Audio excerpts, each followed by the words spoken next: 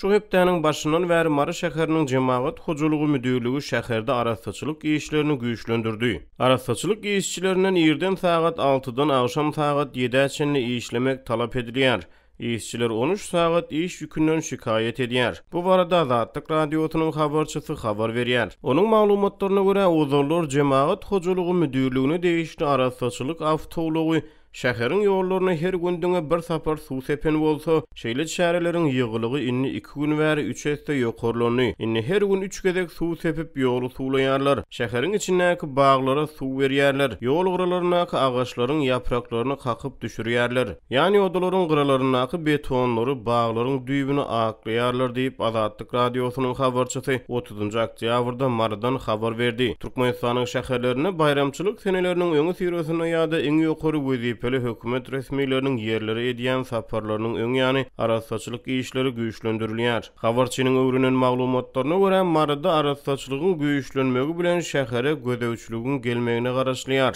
Onun sözlerine göre Mara şäherine güýçlendirilen arasaçylyk işleri şäheriň diňe belli köçelerini öz içine alýar. Arasaçylyk işleri aeroportdan başlaýar, Kemine köçesine, Molla Nefes köçesine hemde Magtumulu köçesine üns berilýär. Beýleki köçelere az üns berilýär diýip habarçy aýtdy. Şäherde güýçlendirilýän arasaçylyk jemaat hojulugy müdürliginiň arasaçylyk işçileriniň iş saatlarynyň uzaldylmagyna getirdi. Ýöne olaryň iş saatlarynyň uzaldylanyna garamazdan olaryň aýlyk haklaryna goşmaça töleg tölenmeýär. Bu barada bir näçe arasaçylyk işçiler Azatlyk radiosynyň habarçysyna gurrun berdiler. Olar özleriniň adaty iş saatlarynyň 8-17 aralygyndadygyny, jemi 8 saat işleýänliklerini, ýöne bir hepde golay wagt bäri 13 saat işleýänliklerini, bunun üçin goşmaça töleg edilmeýänligini, onu talap etmäge de özleriniň işlerini ýitirmek aladylary sebäpli çekinýänliklerini gurrun berdiler. Öňlerem şeýdip artykmaş sagat işledip şol bir aýlygy beripdiler diýip bir hojuluk işgäri Azatlyk radiosynyň habarçysyna gurrun berdi. Düýünde işgäri işden çykardylar, olar bir sagat ýaly işe giýjäge alyp gelipdirler diýip atlandyrylmalygyny soran hojuluk işgäri gurruna dowam etdi. İşlerinden çykarylan işçiler özleriniň uzak ýoldan şähere gelýänliklerini, ýollarda ýer bilen ulaw hereketiniň örän seyrekdigini,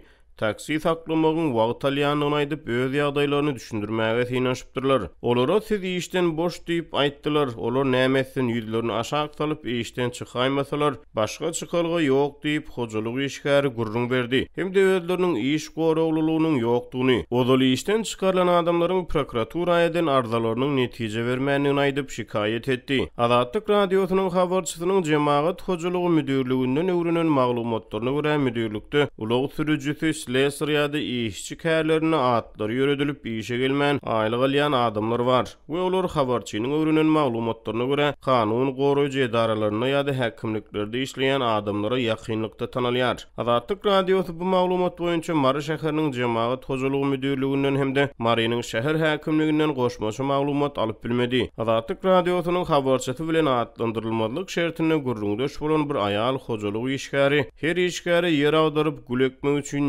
20-30 metr ýeriň bölünip berilýänligini we aýal işgärleriň üstüne bir erkek adamyň ýolbaşy bellenilýänligini gurrun berdi.